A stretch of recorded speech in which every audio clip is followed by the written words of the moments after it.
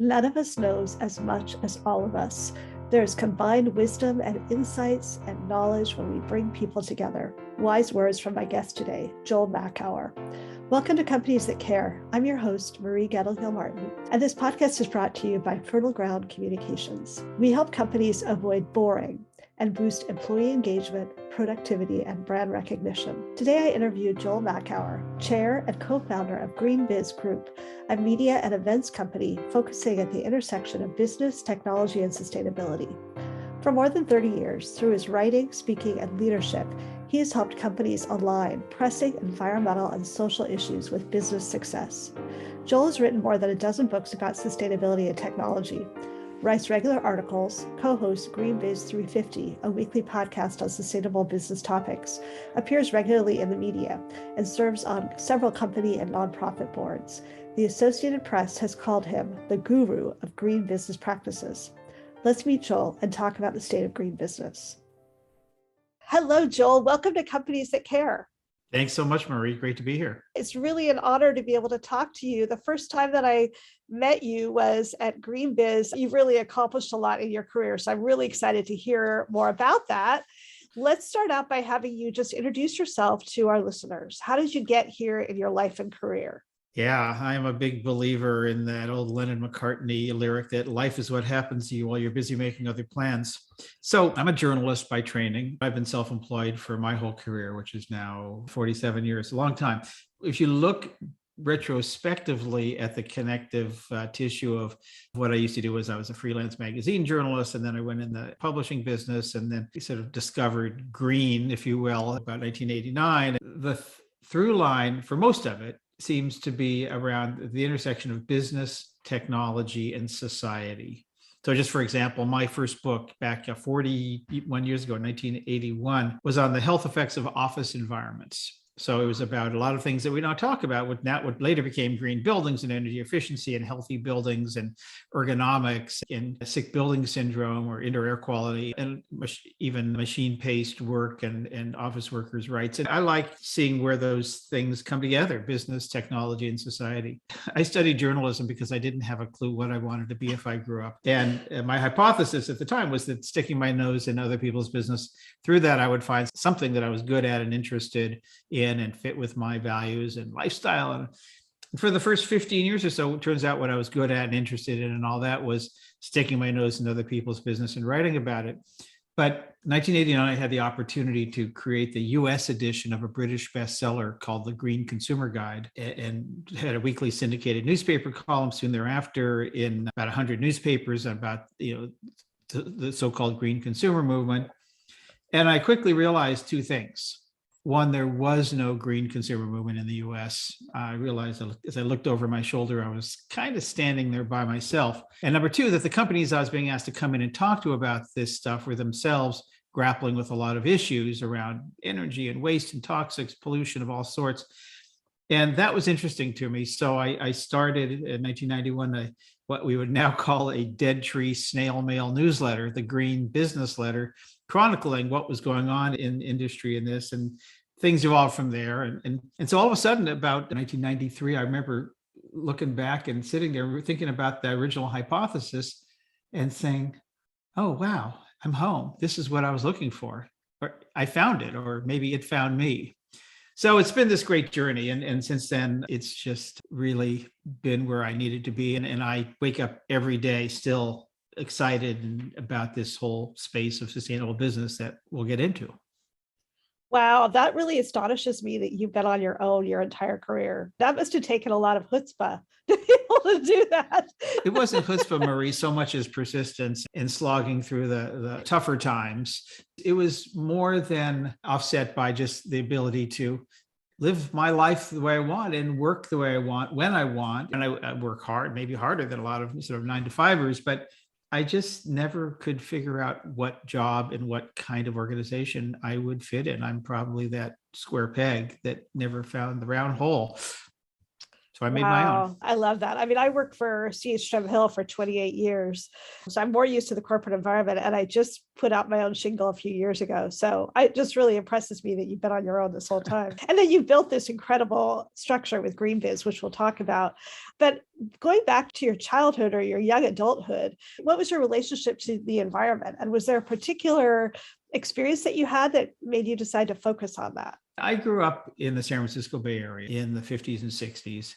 And my parents, I don't think they would call themselves environmentalists, but they were definitely outdoors types. We did a lot of camping, and my parents were Sierra Club members, again, back from probably the 50s.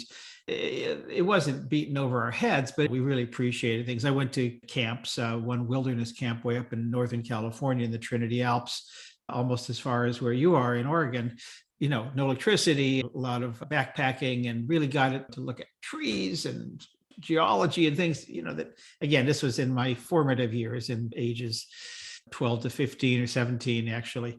So I don't think I would have said I'm an environmentalist, because that word probably didn't even really exist back then, except for maybe a few hardy souls. But again, when this topic came along in my life, it just made sense to be there. Yeah, I grew up going to camp as well and having that relationship to the outdoors that I feel like a lot of our children are lacking, including my own children. So let's talk about GreenBiz. How did you get the idea to start it? And just take us through that journey, because now it's really quite enormous and has a huge impact on sustainable business. As I said, I had this newsletter, and through that newsletter, I started to gain a little bit of a following. And I wrote several books on environmental business and corporate social responsibility in the early mid 1990s. And then I'm old enough to say the sentence, and then the internet came along. And it turns out that I had always been sort of an information pack rat. I had actually built some consumer almanacs in the 70s and done some other things in the book world. And all of a sudden, I realized I was not really an information pack rat. I was a content aggregator, much cooler in this digital world. And so I realized that there was so much information coming out from so many sources, government, NGOs, academia, but also obviously companies themselves, that wasn't being captured. So I decided to create this online resource center called greenbiz.com. Now, this was about 1998, and there was no business model at the time for giving away information on the internet. And as you may recall, there was a dot-com crash about a year or two later. So I had never done anything nonprofit-y in my life, but I created a 501c3 nonprofit to create this website. And it came and had a good following. And then in the mid-2000s, I met a guy called Pete May, who's a longtime advertising magazine website, B2B sales guy. And he's also from Oakland. He approached me at a conference and said, there is a business model now. It's called advertising. So I ended up buying the intellectual property from the nonprofit, real money, and starting this company with Pete, mostly to monetize the website. And that's how we started. And then later on, we started doing events, and eventually we realized that events is where the business is. So GreenBiz Group, now we're about 50 employees based in Oakland, California, but we have employees all over the country now, largely thanks to the pandemic. This remote world has shown us that we can work from anywhere. So it's a lot less intimidating to have people who can't be in our physical space. We do three basic things. One is the news and information that comes out every day, and the 7 weekly newsletters on topics like circular economy or sustainable finance or transportation, mobility, energy, and such.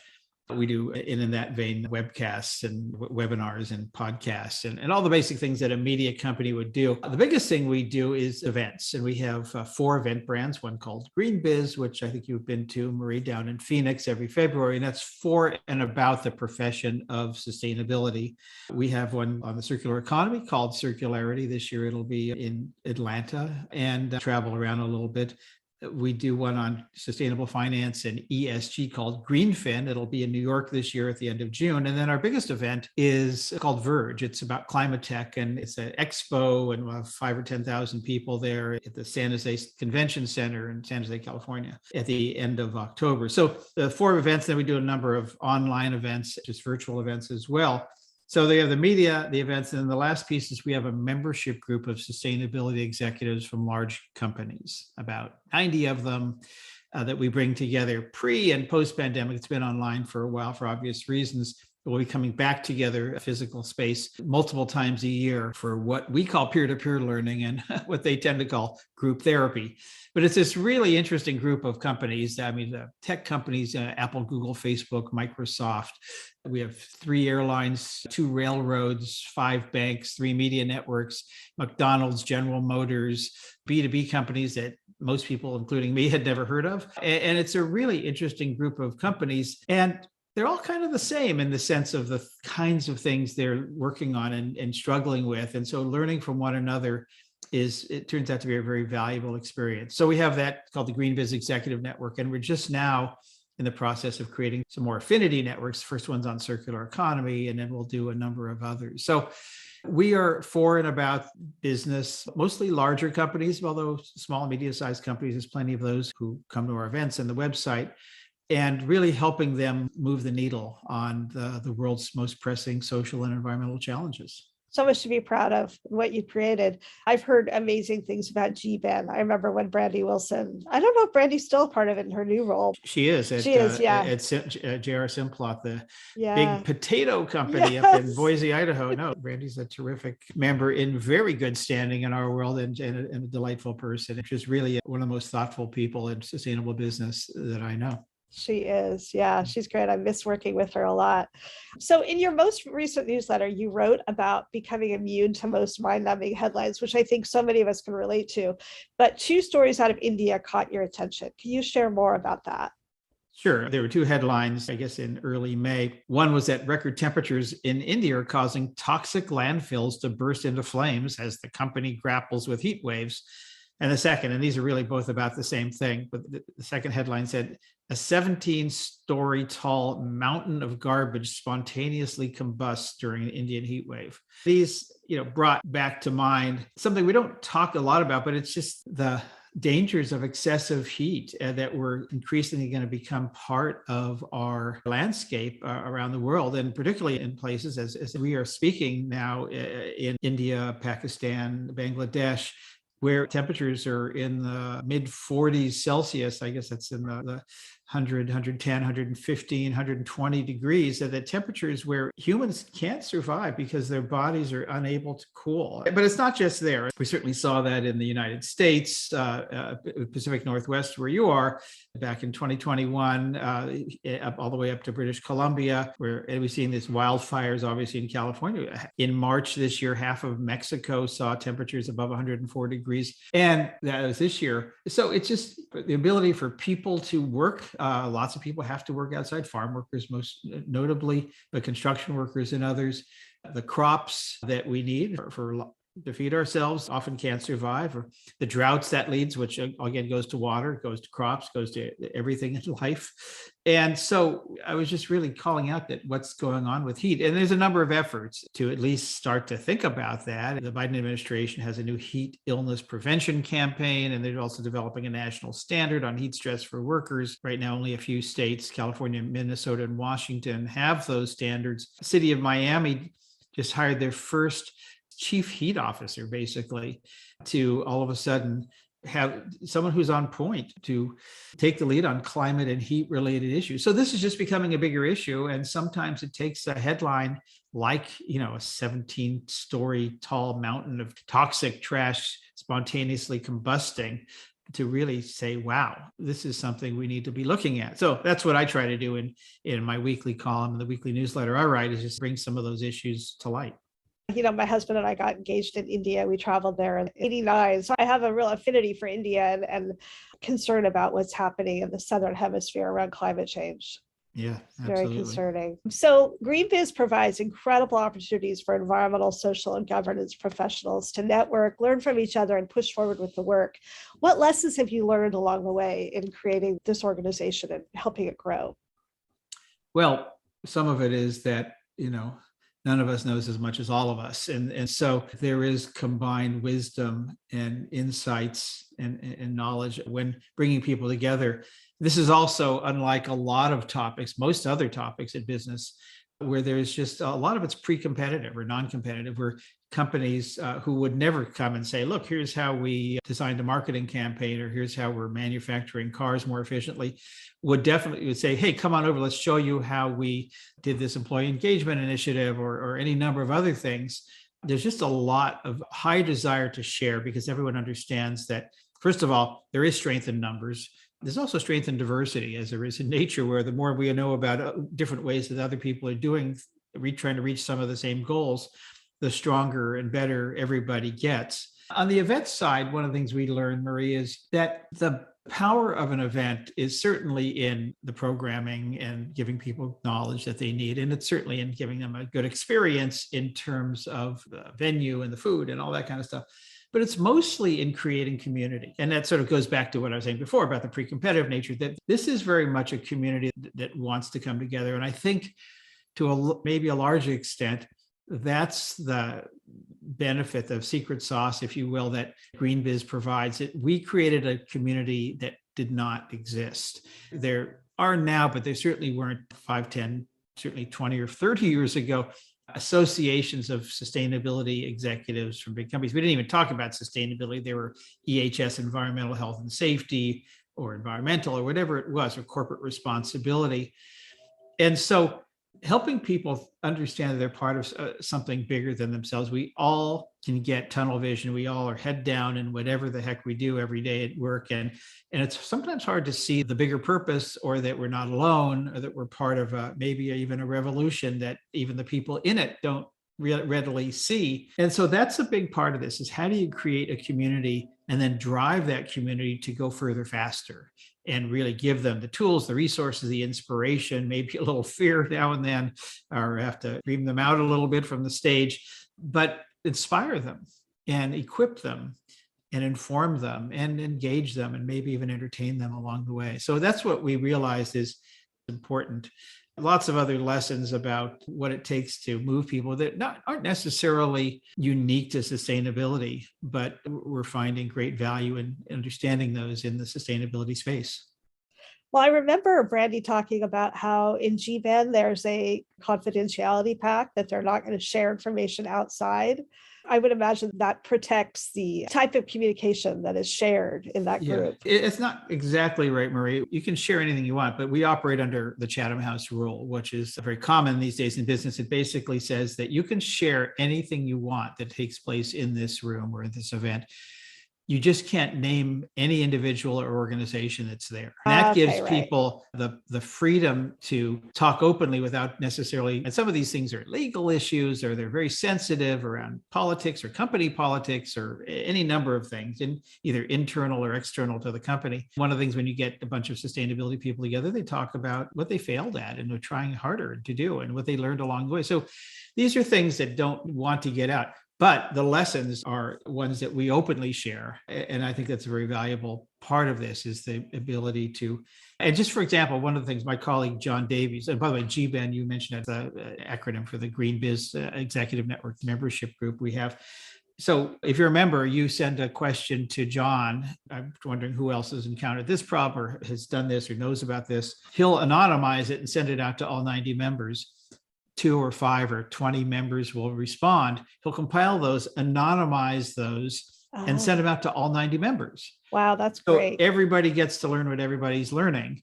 And that's a very valuable part of that, in addition to the in-person and online meetings. So there is a great spirit of sharing, but obviously some of this stuff is sensitive. I love that. That's great. I also read that you went to plant-based food at your big GreenBiz, that had some mixed reactions. That was this year at the GreenBiz event in Phoenix, Arizona. We had about 1,500 people there, and always trying to model. There are zero waste events, like 99.8% zero waste is always this teeny bit that we can't seem to figure out.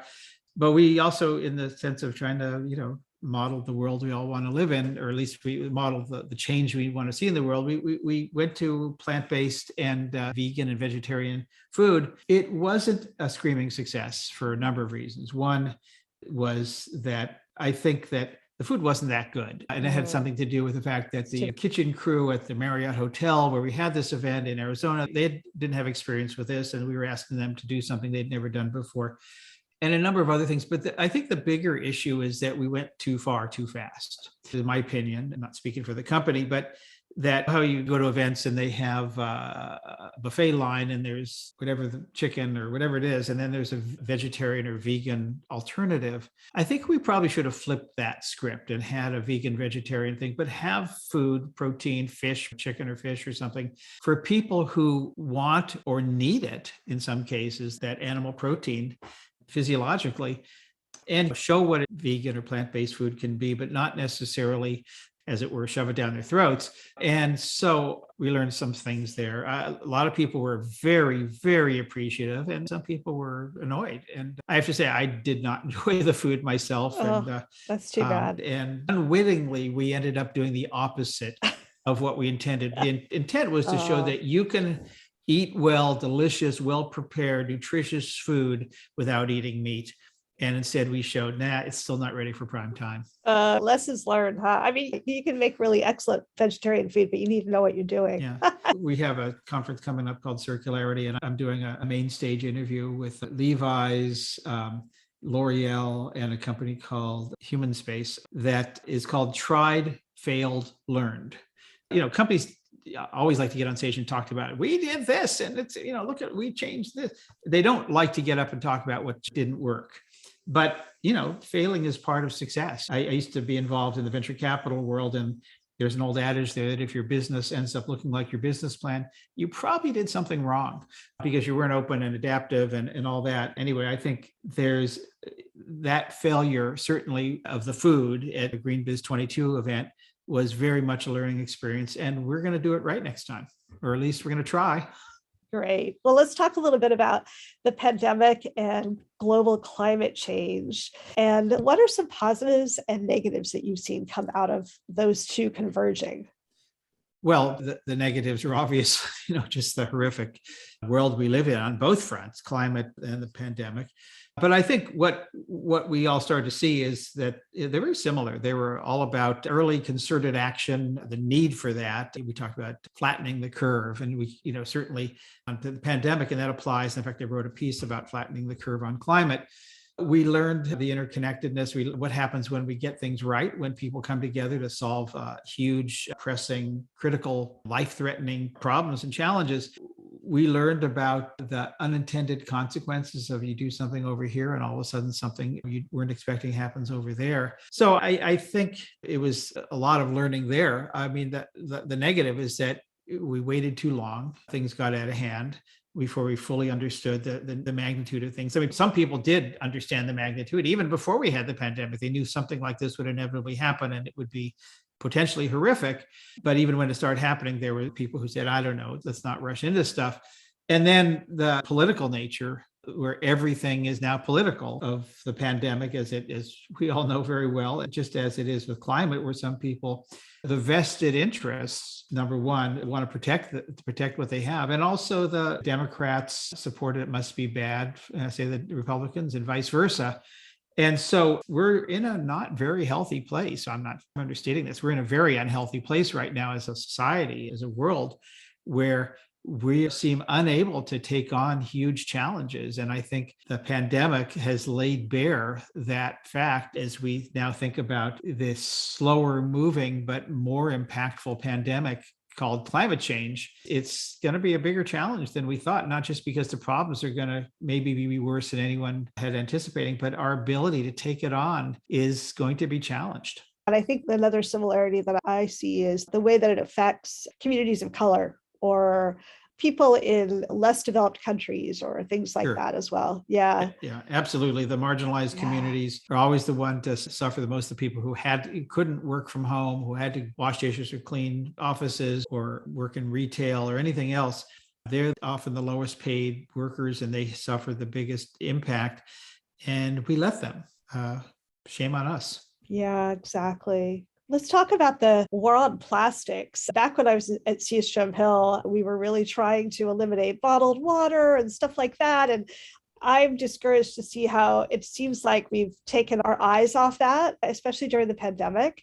What are you seeing with the issue with plastic? Do you think that we're going to renew our focus? What's happening? Well, yeah, yes and no. I mean, there's probably not a question you can ask me in this space, Marie, where the answer doesn't begin with "it depends." Yes. I mean, it depends on, there's the half full and the half empty. I mean, the half full is that, yeah, I mean, companies have made big commitments on reducing or eliminating plastic. And you have to understand, before I get into this, that the enemy here is not plastic.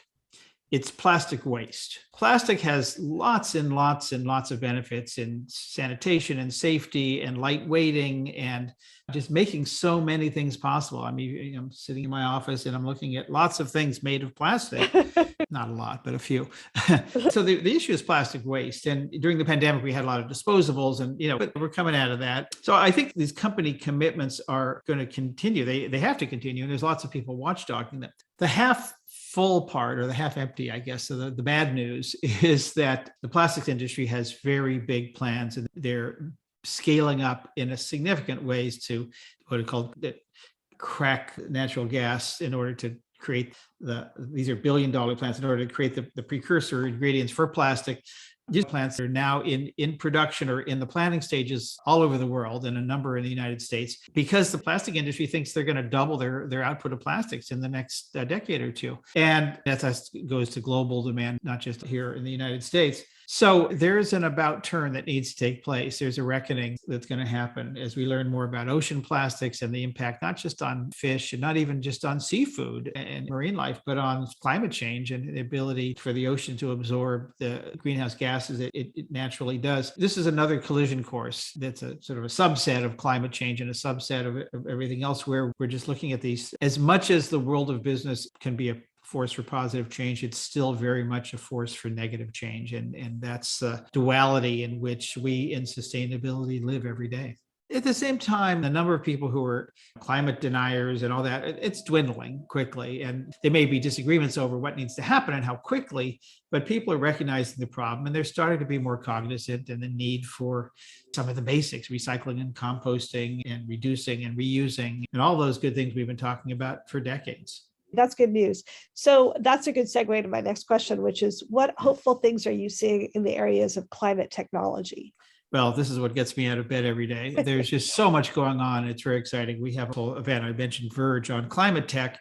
It's what's taking place in food, not just plant-based foods, but indoor gardening, the ability to grow food at scale with like 90% fewer inputs, much closer. There's a Gotham Greens, one big company based in New York, although they have now a large football field size or bigger greenhouse here in California.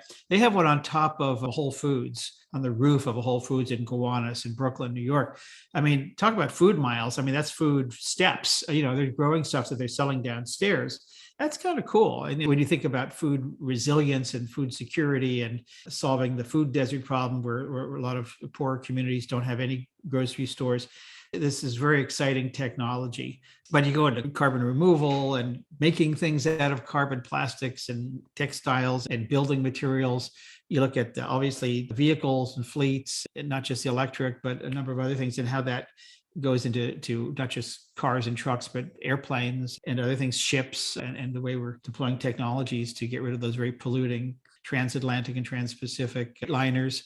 Obviously, energy, and it just goes on and on and on. And a lot of these are just technologies that are not green technologies like artificial intelligence or machine learning or satellite technology that are now being deployed to help address significant issues and also create business opportunities in doing that. So that's the really bright spot here. We could talk for an hour just on climate tech and all that's seeing in some of the cool companies and the billions of dollars of investment coming into that. Maybe it's trillions by now, but every week there seems to be a new multi-billion-dollar venture fund or investment fund. The Biden administration is really going gung-ho on helping find those insertion points, the seed funding. Jigar Shah, the loan office at the Department of Energy, himself a very successful clean energy and climate tech entrepreneur, is just finding that where would some federal money or government money just really make a difference in catalyzing, and not just a business, but an industry. And so it's just a very exciting world. That's so great to hear, especially because I mentioned I have 3 kids. And when I talk to them about climate change, I usually talk about technology, that gives us some hope on how we can heal the world. And speaking of healing the world, my next question is a little more fun. So you found a magic lamp. You have 3 wishes, 3 ways to heal the world. What are your wishes going to be? And I guess the third one is not that I get 3 more wishes. So that doesn't count, right? Yeah, that's cheating. Okay. All right. Well, I guess the first one, Marie, is that our political leaders and our business leaders can look beyond their own self-interest and the next quarterly returns or election cycle to really do the job that we want them to do in terms of thinking about not just profits or electability, but also the good of humanity. And a lot of the obstacles we're facing are the result of just the intractability of that political and campaign funding and all that kind of stuff, is people are looking out for their own interests. So that would be number one, is looking beyond our own self-interest for the business and political leaders beyond the next election or quarterly earnings cycle. I guess another one is what I was talking about before, is that all of us can find common cause in our collective future, and saying, okay, we may not agree on the means, but can we at least agree on the problems? And then say, okay, there's no one way to fix them. There's probably lots of ways, and let's do all of the above category and stop saying that this is unworkable, so it's bad. And maybe if we work on it, we can make it better. And let's just not dismiss things, because we are awash in solutions out there. We just aren't necessarily deploying them at the scale, scope, and speed that's needed. So let's find common cause in our collective future. And I guess the third is maybe slightly more personal, but it's also collective, is that we all find peace both inside us and around us. I know that sounds a little California woo-woo, and I'll cop to that, but it's also, what does that feel like? What does that look like? How do we get there? And how do we, through that peace, get the calmness and the will and the determination and the persistence to create a great, generous world of abundance that doesn't have to harm or bump up against the carrying capacity of the planet, and it incorporates all as a just transition, as we like to say, to a sustainable economy. But I think to do that requires a certain amount of, maybe talking about this first two again, revisiting, but finding the peace within ourselves and within the circles in which we operate. I guess that would be my third wish. I love those. I wish I could get you that magic lamp.